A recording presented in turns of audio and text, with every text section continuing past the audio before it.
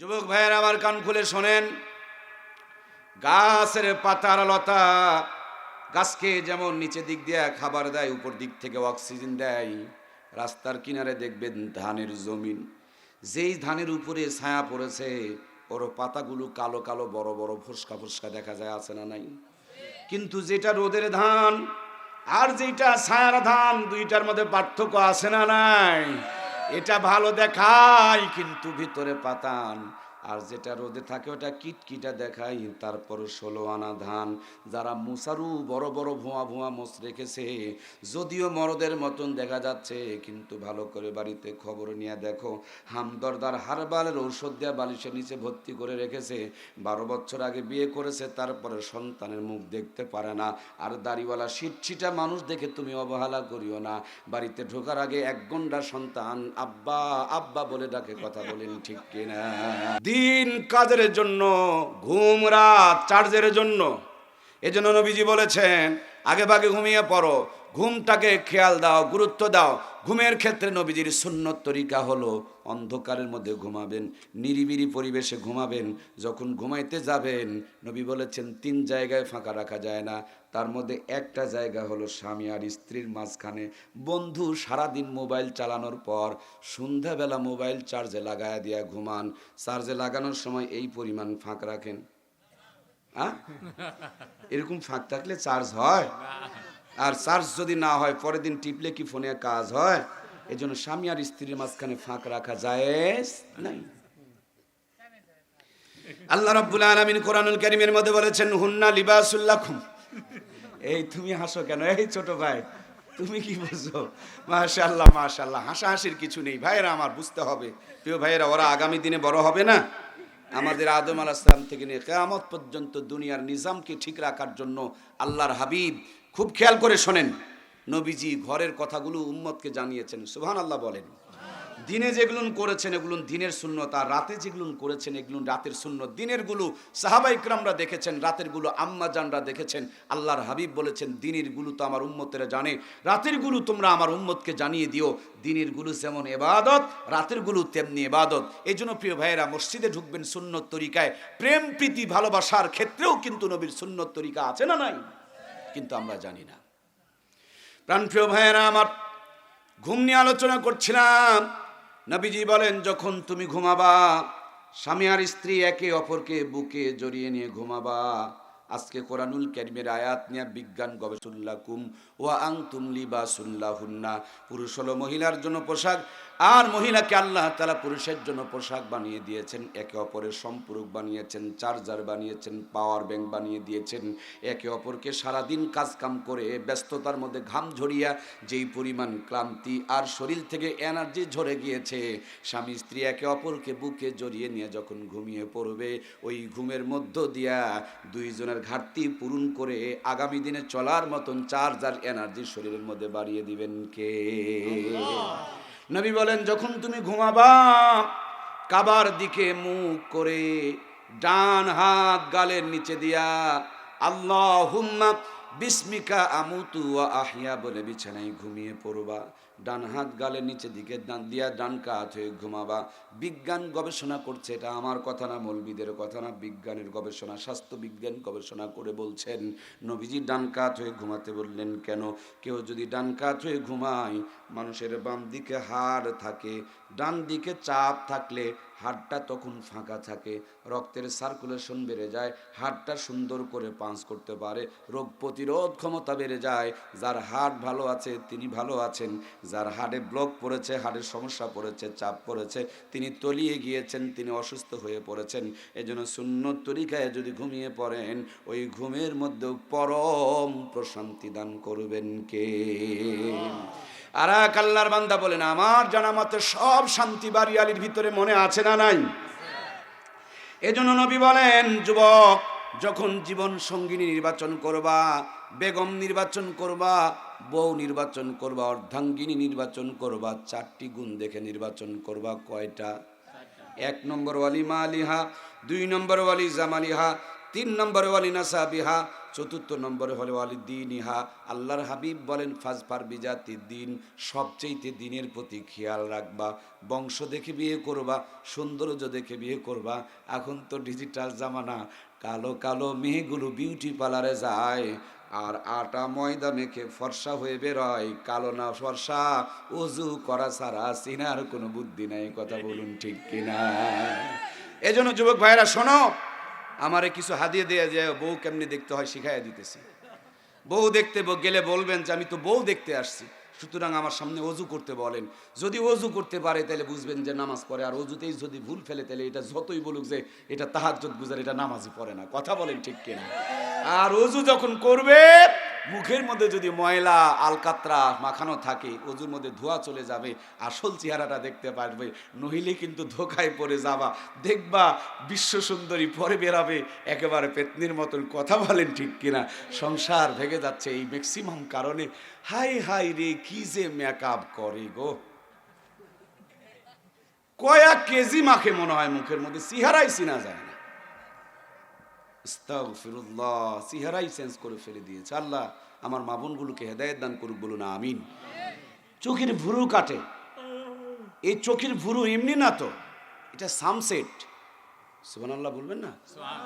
সামসেট, এটা সামসেট। এই চোখের ভুরু, কিছু ভুরু আছে যেটা কাটা পড়ে যায়, যদি এটা উঠে চলে যায় তাহলে মানুষ পাগল হয়ে যাবে। চোখের মধ্যে যদি সামসেট না থাকে, পানি ঢুকবে, ঘাম ঢুকবে, চোখ নষ্ট হয়ে যাবে। আল্লাহ কত নিয়ামত দিয়েছে। আহা যুবক ভাইরা, দাড়ি বড় করো, মোষকে ছোট করো। মোষ আর দাড়ির সম্পর্কটা দেখো, এটা শুধু সুন্নতি নয়, যুবকদের যৌবনের জন্য আল্লাহ তাআলা দুইটি সোলার দিয়েছেন, চার্জার দিয়েছেন। কয়টা? এক নম্বর, পায়ের টাকনু, মা আসফালা মিনাল কাবাইনি মিনাল ইজারি ফিন্নার। টাকনুর নিচের যে অংশ ঢাকা থাকবে, এটা জাহান্নামে যাবে মারম। কারণ টাকনু যাদের ঢাকা থাকবে তাদের যৌবনের পাওয়ার কমে যাবে, বউয়ের ক্ষমতা আদায়, বউয়ের হক আদায় করতে পারবে না, বউ পরক্রিয়া করবে দায়িত্ব পালন করতে না পারার কারণে। এই জন্য টাকনু ঢেকে রাখতে নিষেধ করেছেন মুহাম্মদুর রাসূলুল্লাহ সাল্লাল্লাহু আলাইহি সাল্লাম। দুই নম্বরে চার্জার। সৌর বিদ্যুতের যেমন সোলার থাকে, প্যানেল থাকে, দুই নম্বরে যুবকদের যৌবনের চার্জার হলো দাড়ি। সুবহানাল্লাহ বলবেন না? দাড়ি কাটলেই যদি ভদ্রলোক হওয়া যায়, আপনি যখন ক্লিন শেভ করবেন, আপনার কলা গাছকে ক্লিন শেভ করাইয়া দিবেন, আম গাছকে ক্লিন শেভ করাইয়া দিবেন, কাঁঠাল গাছ ক্লিন শেভ করাইয়া দিবেন। এগুলো যেমন ঝামেলা, আমি মনে করি গাছের লতা পাতাগুলো তেমনিভাবে ঝামেলা। গাছের যদি লতা পাতা কেটে দেওয়া হয়, গাছটা তো বাঁচে। কি বাঁচে? তাহলে লতা পাতা কাটলে যেমন গাছ মরে যায়, দাড়ি কাটলে তেমন যৌবন মরে যায়। আরে পুরুষ আর মহিলার পার্থক্যই তো দাড়ি রে ভাই। কথা কয় না গো? মহিলা মানুষের দাড়ি আছে? তো তুমি যে দাড়ি কেটে ফেলছো, তুমি কি হাফ লেডিস নাকি? আরে ওর মুসারু তাসারুরা করতে পারে, এটা মুসলমান করতে পারে না। মুসলমানের সুন্নত এটা। কথা বলেন ঠিক কিনা? প্রত্যেক দিন দাড়ি কাটতেছেন মানে নবীর সুন্নতের গলার মধ্যে ছুরি চালাইতেছেন। আমার প্রিয় ভাইয়েরা, এখন পেঁয়াজের ঝাঁজ বেড়ে গিয়েছে। পেঁয়াজের যে ঝাঁজ বাড়ছে, তার মানে পেঁয়াজের আমদানি করছে, কমে গিয়েছে, পেঁয়াজের দাম বেড়ে গিয়েছে। কিছুদিন আগে ঝালের আমদানি কমে গিয়েছিল, ঝালের দাম 1200 টাকায় ঠেকছিল। যে জিনিসের আমদানি কমে যায়, সেই জিনিসের দাম বেড়ে যায়। আমার নবী বলেছেন, শেষ জামানায় যখন সুন্নতগুলো হারিয়ে যাবে, সুন্নতগুলো বিলুপ্ত হয়ে যাবে, এক একটা মরা সুন্নতকে জিন্দা করলে আল্লাহ 100 শহীদের সওয়াব তার আমলনামায় দান করে দিবে।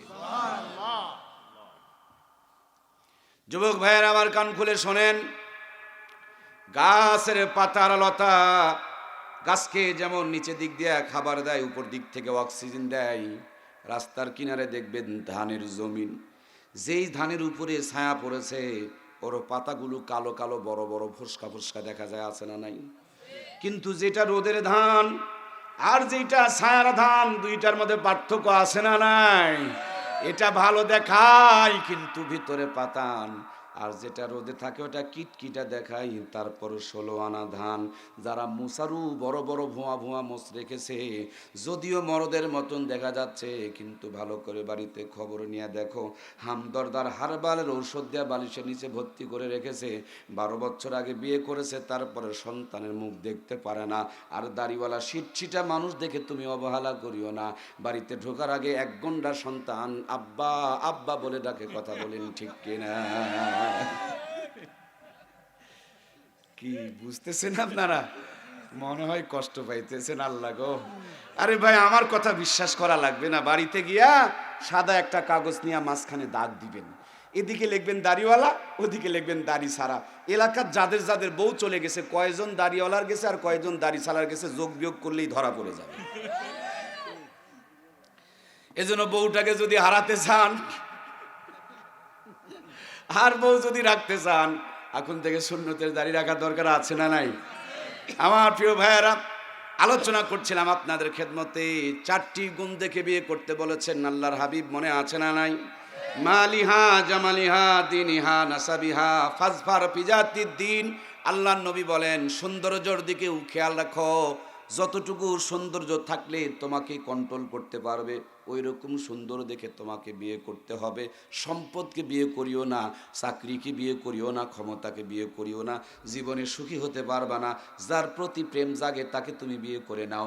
কিন্তু আমাদের বাংলাদেশে উলট পালট নিয়ম চলে, বিয়ে করব আমি, আর বউ পছন্দ করে আমার দুলাভাই।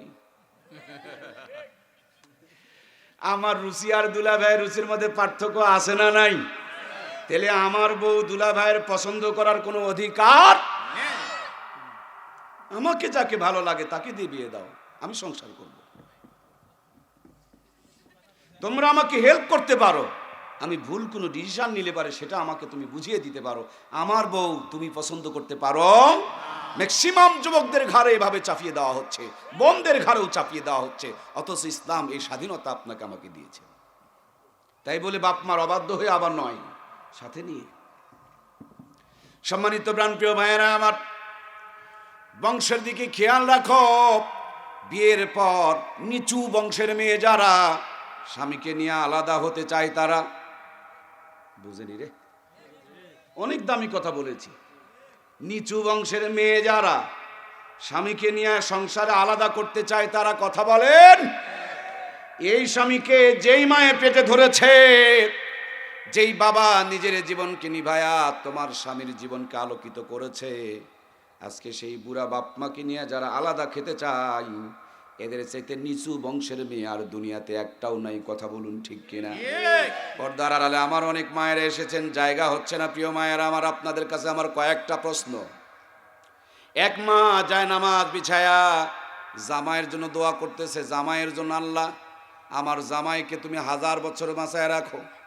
জিজ্ঞেস করা হলো, মা শোনেন, কান্দে শোনেন, এই দামি কথা শোনেন, কোটি কোটি টাকার চাইতে দামি কথা।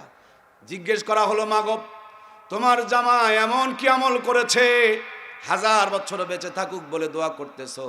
বলে আমার জামাই এত ভালো, মেয়ে যা বলে জামাই তা শোনে।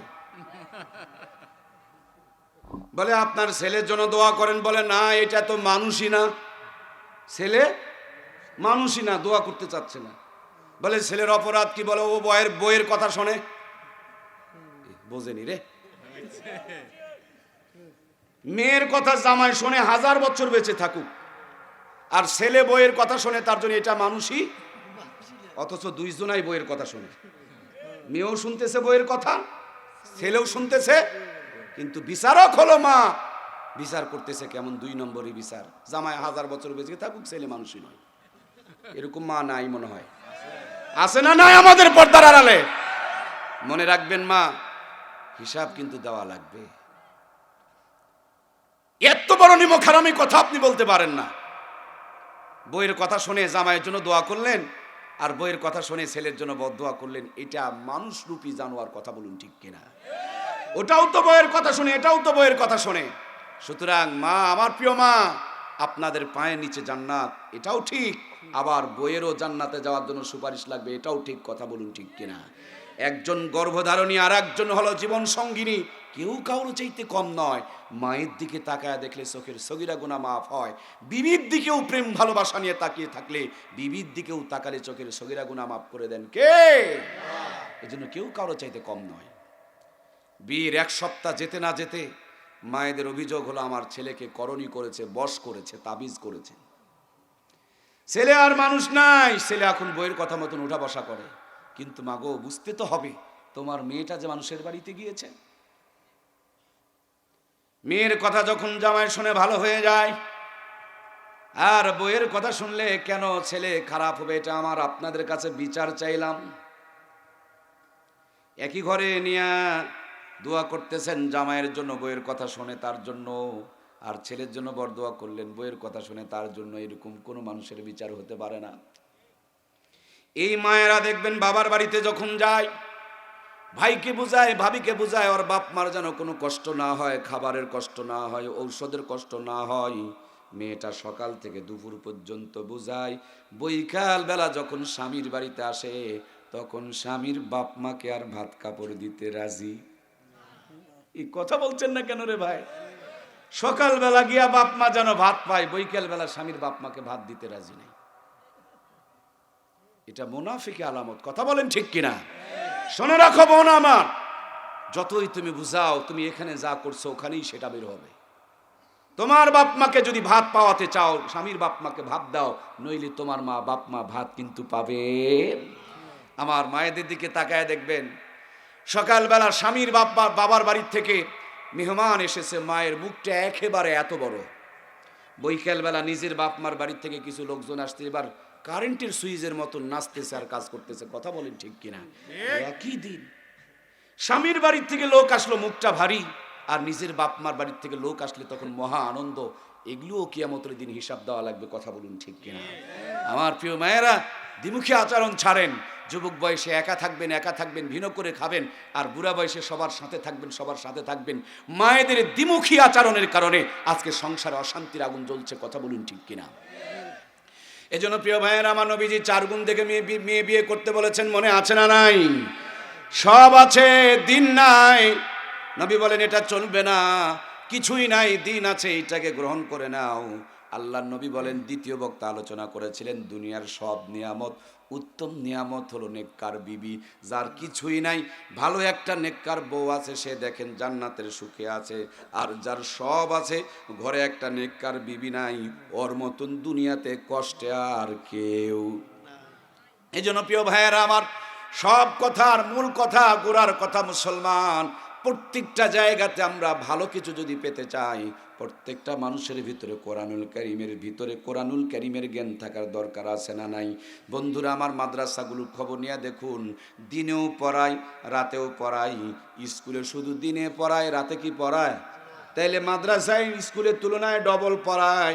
স্কুলে শুধু দুনিয়ারটা পড়ায়, মাদ্রাসায় খবর নিয়ে দেখেন দুনিয়ারটাও পড়ায়, আখিরাতেরটাও।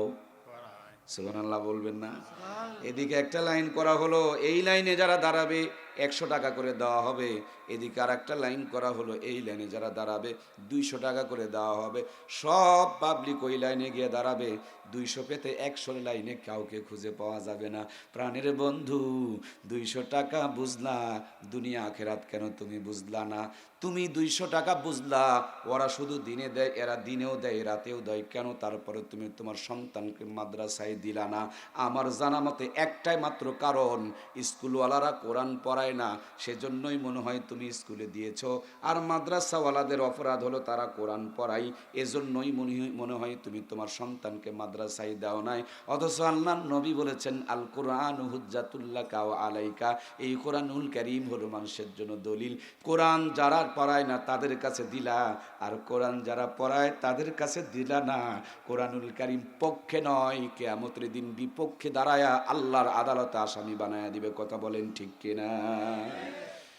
সেদিন ঠাকুরগাঁ এক মাহফিলে গিয়া দেখলাম, স্পষ্ট করে তারা লিখেছে যে অভিভাবক তার সন্তানদেরকে ইলমে দ্বীন দেয় না, কোরআনে শিক্ষা দেয় না, এরা পরিষ্কার জালেম। পরিষ্কার জালেম। এই সন্তানকে টিকা দিয়েছে, এই সন্তানকে কাপড় দিয়েছে, এই সন্তানকে শীতের পোশাক দিয়েছে, ঠান্ডার পোশাক দিয়েছে, বৃষ্টির থেকে বাঁচার পোশাক দিয়েছে, কিন্তু জাহান্নাম থেকে বাঁচার জন্য কোরআনুল কারীমের শিক্ষা দেয়। প্রিয় ভাইয়েরা, আমার দেশে নাস্তিক বেড়ে যাচ্ছে, আমরা আতঙ্কিত হয়ে আছি। আমি আতঙ্ক ওই নাস্তিকদেরকে নিয়ে নয়, আমি আতঙ্ক আপনাদেরকে নিয়ে করি। আজকে লতিফ সিদ্দিকী আর তসলিমা নাসরিন যারা কোরআনের বিরুদ্ধে কথা বলছে, ওদের মাথায় যদি কোরআনুল কারীমের সফটওয়্যার থাকতো, জ্ঞান থাকতো, বলুন তো দেখি তারা কি ইসলামের বিরুদ্ধে বলতে পারতো? লতিফ সিদ্দিকী আর তসলিমা নাসরিন, তাদের মাথায় কোরআনুল কারীমের সফটওয়্যার নাই, এজন্যই তারা ইসলামের বিরুদ্ধে বলে বেড়ায়। তুমিও তো তোমার ছেলেকে দাও নাই, মেয়েকে দাও নাই, নাতিকে দাও নাই, নাতনিকে দাও নাই। আগামী দিনে প্রস্তুত থাকো, তোমার আমার ঘরে এই জামানার বড় বড় নাস্তিক আর বেঈমান জন্ম নিতে চলেছে। কথা বলুন ঠিক কিনা? ভাইয়েরা আমার, এই যে মাটির উপরে বসে আছেন, এই মাটি যদি পানিতে ফেলে দেন, দেখবেন মাটিগুলো গলে যাবে, রাস্তায় দিলে ধুলাবালি কাদা হয়ে যাবে। কিন্তু এই মাটিকে সুন্দর করে খামিরা বানায়া, ইটের একটা ফার্মায় ঢুকায়া, রোদের মধ্যে কয়েকটা দিন শুকায়া, ইটের ভাটায় দিয়া যখন লিমিটেড টেম্পারেচার তাপ মেনটেন করে তাপ দিবেন, আগে ছিল মাটি, ইটের ভাটার থেকে বের করার পর হয়ে গেছে খাঁটি। আগে এইটা পানিতে ফেলে দিলে গলে যেত, রাস্তায় দিলে ধুলা হতো, এখন ইটের ভাটার থেকে বের করা হয়েছে, পানিতে ফেলে দিলে কি গলে যায় না শক্ত হয়? কথা বলতে হবে, গলে যায় না শক্ত হয়? খেয়াল করবেন মুসলমান, আলেমদের জন্য কেউ জীবন দেয়, আবার আলেমদের কেউ চামড়াও তুলে নিতে চায়। কোরআনের জন্য কেউ জীবন দেয়, আবার কেউ কোরআনুল কারীমের আলোকে নিভায়া দিতে চায়। আছে না নাই?